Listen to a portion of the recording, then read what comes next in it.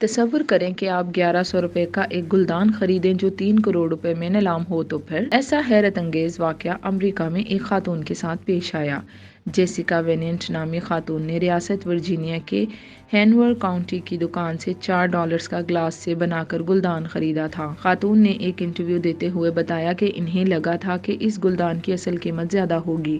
انہوں نے مزید بتایا کہ مجھے لگا تھا کہ اس کی قیمت $1,000 سے $2,000 ہو سکتی ہے، مگر مجھے تھوڑی تحقیق کے بعد معلوم ہوا کہ یہ کتنا مہنگا گلدان ہے۔ انہوں نے اس گلدان کے نیچے M لکھا دیکھا تو انہیں شک ہوا کہ یہ اٹلی کے ایک جزیرے مرانو میں بنا ہوگا۔ یہ جزیرہ شیشے کی اشیاء کی تیاری کے حوالے سے جانا جاتا ہے۔ اس کو دیکھ کر انہوں نے اس گلدان کو خرید لیا اور پھر انٹرنیٹ پر اس کے بارے میں سرچ کیا۔ انٹرنیٹ پر انہیں لوگوں نے بتایا کہ یہ گلدان معروف اطالوی آرکیٹیکٹ کارلو اسکاریا کے کام سے ملتا جلتا ہے۔ اس کے بعد خاتون نے گلدان کی تصویر ایک نیلام گھر کو بھیجی، جس کے صدر نے خاتون سے فوری رابطہ کیا۔